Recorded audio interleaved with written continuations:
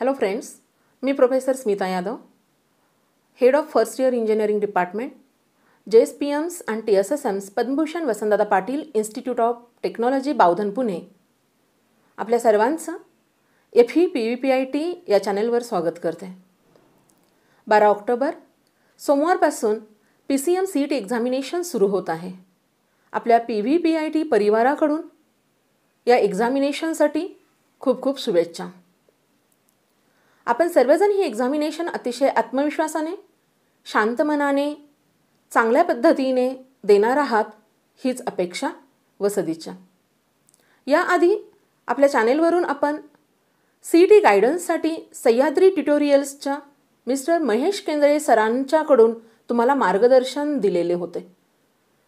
त्याच पद्धतीनं PVPITने 3 mock CET examinations arrange केलेल्या या दोन्ही उपक्रमांना तुमच्याकडून अतिशय चांगला पद्धतीचा प्रतिसाद मिळालेला आणि म्हणूनच आजच्या व्हिडिओमध्ये आपण डिस्कस करणार आहोत इंजिनिअरिंग ॲडमिशनसाठीचा एलिजिबिलिटी क्रायटेरिया, ॲडमिशनसाठी लागणारी डॉक्युमेंट्स आणि सर्वसाधारण कोणत्या स्कॉलरशिप्स आपण घेऊ शकतो याबद्दलचे डिस्कशन आपण इथे करणार आहोत. सर्वप्रथम आपण पाहूया एलिजिबिलिटी क्रायटेरिया. परवा 9 तारखेला महाराष्ट्र शासनाने राजपत्रा थ्रू आपल्याला न्यू एलिजिबिलिटी क्रायटेरिया दिलेला आहे आणि त्यानुसार ओपन कॅटेगरीसाठी 45% म्हणजेच 135 मार्क्स किंवा 134 मार्क्स किंवा 133.5 मार्क्सची गरज आहे. तर रिझर्व्ड कॅटेगरीसाठी म्हणजेच SC candidate, ST, NT, SBC, OBC, EWS किंवा फिजिकल हँडिकॅप कॅन्डिडेटसाठी हा ग्रुपिंग क्रायटेरिया असेल 40% म्हणजेच 120 मार्क्स, 119 मार्क्स किंवा 118.5 मार्क्स. आता या ग्रुपिंग क्रायटेरिया कॅल्क्युलेट करण्यासाठी आपल्याला 3 सब्जेक्ट्स घ्यावे लागतात. त्यापैकी फिजिक्स आणि मॅथ्स हे कंपल्सरी, तर केमिस्ट्री किंवा बायोलॉजी किंवा बायोटेक्नॉलॉजी किंवा व्होकेशनल सब्जेक्ट्स आपल्याला त्यामध्ये ॲड करावे लागतात. जर व्होकेशनल सब्जेक्ट्स 200 मार्क्सचं असेल तर त्यामध्ये आपण सर्वप्रथम त्याचे कन्व्हर्जन 100 मार्क्समध्ये करावे लागते. त्याचनुसार स्टुडंट्सने CET एक्झामिनेशन किंवा JEE मेन्स 2020 ही एक्झामिनेशन देणे अपेक्षित आहे. जरी स्टुडंटला मॅनेजमेंट कोट्यामधून ॲडमिशन घ्यायची असेल तरीसुद्धा डिप्लोमा किंवा BSc कॅन्डिडेटसुद्धा फर्स्ट इयर इंजिनिअरिंगला ॲडमिशन घेऊ शकतात. मघाशी सांगितल्या पद्धतीने जो थर्ड सब्जेक्ट व्होकेशनल सब्जेक्ट म्हणून आपण ॲड करू शकतो, परंतु वेगवेगळ्या बोर्डमध्ये व्होकेशनल सब्जेक्टची लिस्ट ही वेगवेगळी असते. त्यानुसार HSC बोर्ड म्हणजेच महाराष्ट्र स्टेट बोर्ड यामध्ये 7 सब्जेक्ट्स असतात. हे आत्ता तुम्हाला स्क्रीनवर डिस्प्ले झालेले आहेत. Likewise general, civil engineering, electrical maintenance and so on. तर CBSE पॅटर्नसाठी 9 कोर्सेस आहेत. त्या 9 कोर्सेसचे रिस्पेक्टिव्ह सब्जेक्ट्सचे नेम्स इथे डिस्प्ले आहेत. ICSE पॅटर्नमध्ये 5 सब्जेक्ट्स आहेत. For example electricity and electronics, engineering science and so on. आता आपण एक एक्झाम्पल बघूया की ग्रुपिंग एलिजिबिलिटी क्रायटेरिया कशा पद्धतीने कॅल्क्युलेट करायचा. एक एक्झाम्पल आहे. आपण इथे मार्क्स बघत आहोत. फिजिक्समध्ये 42, मॅथ्समध्ये 40, केमिस्ट्रीमध्ये 44. मग अशी सांगितल्या पद्धतीने फिजिक्स आणि मॅथ्सच्या मार्क्सच्या आधी ॲडिशन करा. It becomes 82. Now add the marks of chemistry subject. So total becomes 126. आता PCMमध्ये ह्या स्टुडंटचे मार्क्स आले 126 आणि हा जर स्टुडंट्स ओपन कॅटेगरीचा असेल तर हा स्टुडंट नॉट एलिजिबल. पण हा स्टुडंट जर का कॅटेगरीमधून असेल तर तो एलिजिबल असणार आहे. का तर कॅटेगरीसाठी 118.5 किंवा 119 मार्क्स किंवा 120 मार्क्सची गरज असते. परंतु हा कॅन्डिडेट आत्ता आपण ॲज्युम करतोय की तो ओपन कॅटेगरीचा आहे. मग आता केमिस्ट्री सब्जेक्ट आपण रिप्लेस करूया बायोलॉजीनं, पण ह्या स्टुडंटचा बायोलॉजी नाही आहे. तर ह्या स्टुडंट व्होकेशनल सब्जेक्ट घेऊन 12th पास झालेलं आहे. व्होकेशनल सब्जेक्टमध्ये आता इथे इलेक्ट्रॉनिक्स दिसतं आहे आणि इलेक्ट्रॉनिक्स सब्जेक्ट 200 मार्क्सचा आहे. आउट ऑफ 200 त्याला 103 मार्क्स आहेत. म्हणजे प्रथम आपल्याला 200चं कन्वर्जन 100मध्ये करूयात. म्हणजे त्याचे मार्क्स आले इलेक्ट्रॉनिक्समध्ये मिळालेले 51.5. फिजिक्स, मॅथ्स आणि इलेक्ट्रॉनिक्स. तर ही जे काही ग्रुप PME दिसतोय त्याचे मार्क्स आले 133.5 म्हणजेच 44.5%. आणि 44.5% राऊंडअप केले तर आपल्याला 45% मिळतील. म्हणजे ओपन कॅटेगरीचा हा जो स्टुडंट आहे हा एलिजिबल आहे की पुढच्या इंजिनिअरिंग ॲडमिशनला तो जाऊ शकतो. त्याचबरोबर आता आपल्याला कोणत्या कोणत्या डॉक्युमेंट्सची गरज आहे हे आपण डिस्कस करणार आहोत आणि त्यासाठी मी हा चार्ज हँडओव्हर करते माझे कलीग प्रोफेसर सुरेंद्र कोकणे सरांना. Please sir. Thank you madam. तर आज आपण पाहणार आहोत आपल्याला ॲडमिशनसाठी कुठले कुठले डॉक्युमेंट्स लागणार आहेत आणि ती कुठे मिळतील. ठीक आहे. तर सुरुवात करूया. सगळ्या मुलांसाठी लागणारी डॉक्युमेंट्स ही ऑलमध्ये इथे लिहिली आहेत. त्यामध्ये काय येतं आपलं 10वीचं मार्कशीट, 12वीचं मार्कशीट, CET किंवा JEEचं मेनचं स्कोअर कार्ड, दोन्ही एक्झाम दिल्या असतील तर दोन्ही एक्झामची मार्कशीट आपण अपलोड करावीत. त्याची इन्फॉर्मेशन आपण ऑनलाईन सिस्टममध्ये एंटर करावी प्रोसेस सुरू झाल्यानंतर. पण हे दोन्ही असेल तर दोन्ही जोडावं. त्यानंतर आहे स्कूल लिव्हिंग सर्टिफिकेट. त्यानंतर आहे नॅशनॅलिटी सर्टिफिकेट. नॅशनॅलिटीसाठी काय काय लागतं तर काय काय चालतं. आपल्या लिव्हिंग सर्टिफिकेटवरती जर नॅशनॅलिटी इंडियन असं लिहिलं असेल तर आपल्याला वेगळ्या कुठल्या डॉक्युमेंटची गरज नाही. किंवा आपल्याला कलेक्टर ऑफिसमधून एक डॉक्युमेंट मिळतं एज नॅशनॅलिटी डोमेसाईल.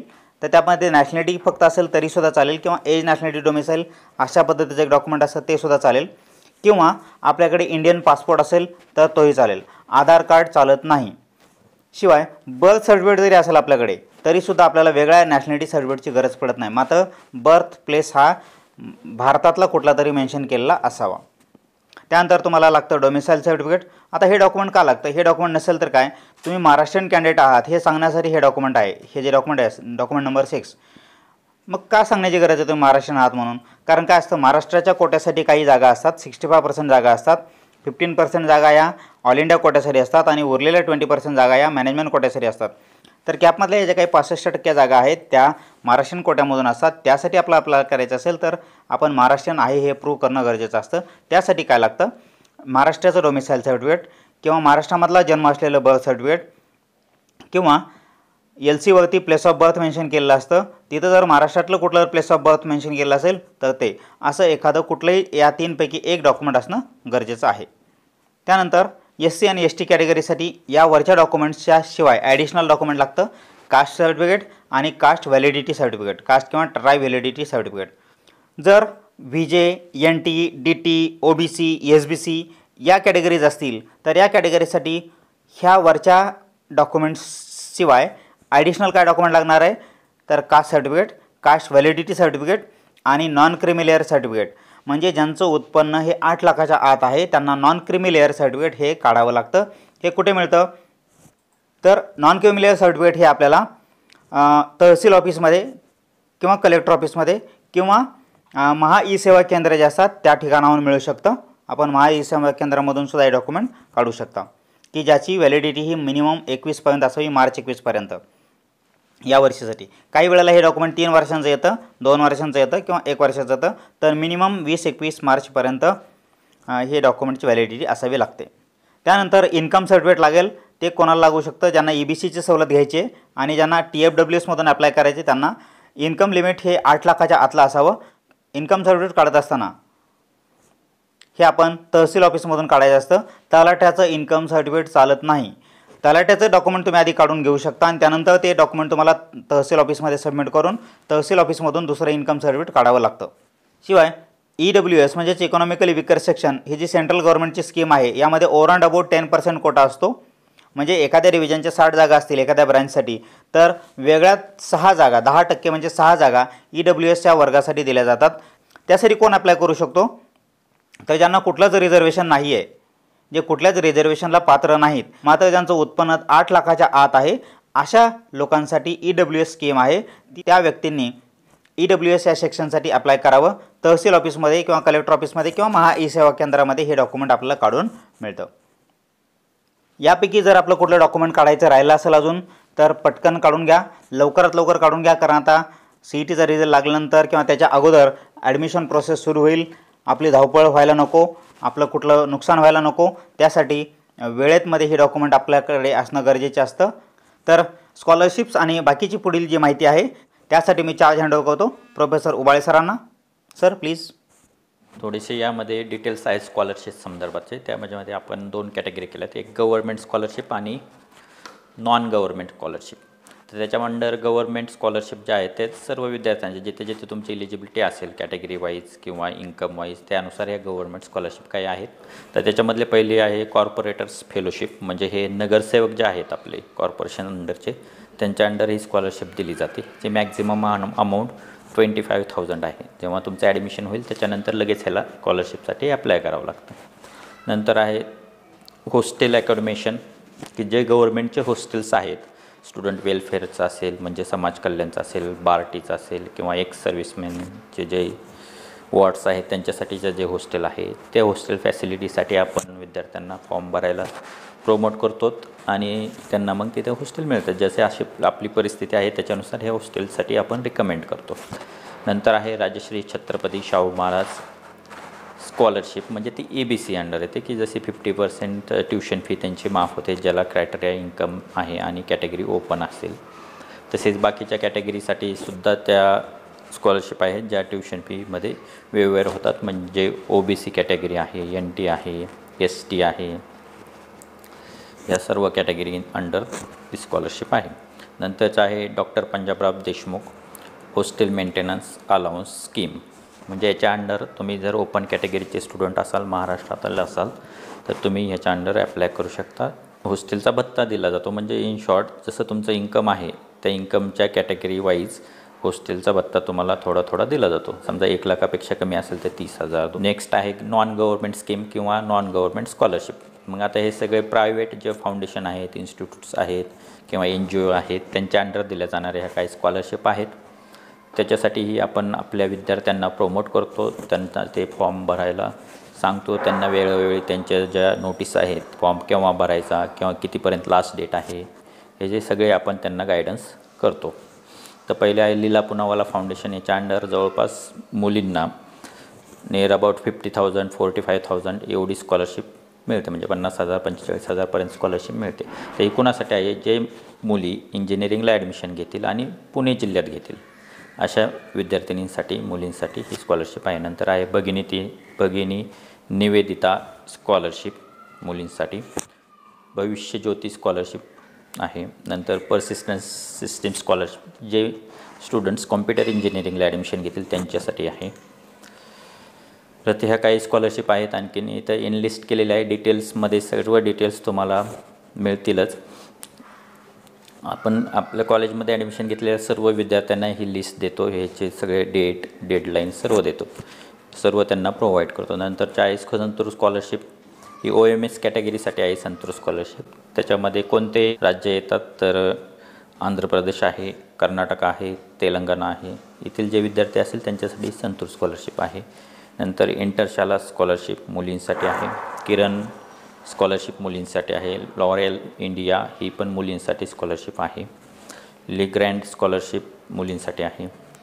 मुलींसाठी भरपूर स्कॉलरशिप आहे, तसे मुलांसाठी ही स्कॉलरशिप आहे, त्याही इथे इनलिस्ट केलेले आहेत.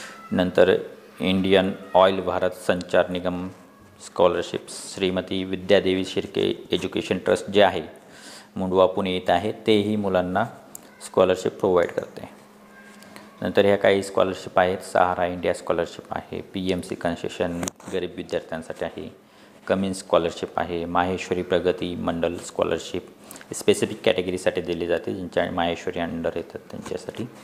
नंतर सकाळी इंडिया स्कॉलरशिप फाउंडेशन अंडर दिले जाणारी स्कॉलरशिप आहे. सीताराम जिंदाल फाउंडेशन अंडर दिली जाणारी स्कॉलरशिप आहे. तर धारेवाल जे फाउंडेशन आहे त्यांच्या अंडर दिली जाणारी स्कॉलरशिप आहे. तसेच श्री बिराड भारतीय समाज स्कॉलरशिप आहे. ओसवाल बंधू समाज स्कॉलरशिप आहे. म्हणजे प्रत्येक वेगवेगळ्या कॅटेगरी समाजा अंडर दिली जाणारी स्कॉलरशिप ज्या त्या विद्यार्थ्यांना दिली जाते. याच्या तुम्हाला आणखीन यांच्या लिस्ट अवेलेबल होतील आमच्या वेबसाईटवरती, जे कॉलेजची वेबसाईट आहे www.tssmpupit.edu.in. Let's talk about your college PUPIT म्हणजेच Padma Bhushan Vasantdada Patil institute of technology Pune. तर प्रत्येक ठिकाणी आपण जेव्हा इंजिनिअरिंगला ॲडमिशन घेतो तर व्यवस्थित विचार करून प्रत्येक गोष्टीचा विचार केल्यानंतर आपण ॲडमिशन घेतो. तर याच्यामध्ये आपण आमच्या कॉलेजबद्दल बोलायचं झालं तर विजन आणि मिशन या 2 कॅटेगरीजमध्ये आपण बोलतो. तर Padma Bhushan Vasantdada Patil institute of technology PVPIT हे कॉलेज 2006-07 साली TSSMच्या ट्रस्टखाली रजिस्टर झालं. तर नॅक ग्रेडेड इन्स्टिट्यूशन आहे. नॅकचा A ग्रेड कॉलेजला मिळालेला आहे. कॉलेज हे AICTE अप्रूव्ड आहे. गव्हर्मेंट ऑफ महाराष्ट्र रेकग्नाइज आहे. ॲफिलिएटेड टू सावित्रीबाई फुले पुणे युनिव्हर्सिटीला आहे. तसेच आपल्या कॅम्पसमध्ये हॉस्टेल फॅसिलिटी अवेलेबल आहे. कॉलेजबद्दल बोलायचं झालं तर अचिव्हमेंट्स आहेत. ॲकॅडमिक एक्सलन्स आहे.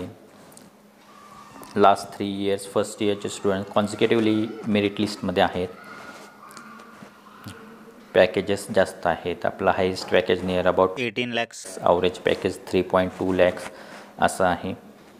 आणि आपला हा इथं तुम्हाला स्क्रीनवरती दिसतं इनटेक आहे.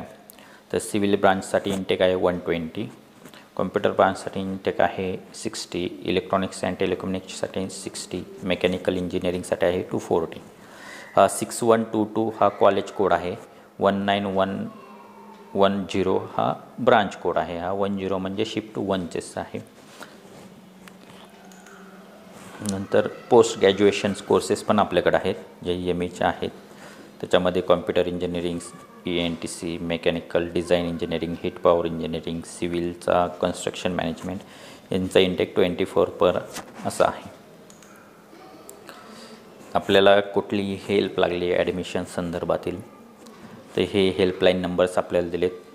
हे सर्व स्टाफ जो आहे हा first year engineering department PVPIT कॉलेजचा आहे. तर हे त्यांचे कॉन्टॅक्ट नंबर्स आहेत. आपण केव्हाही कधीही कॉल करू शकतात. ॲडमिशन संदर्भातील कोणतेही तुमचे डाऊट असतील ते कोणत्याही शंका असतील तर ते इथे सोडवले जातील.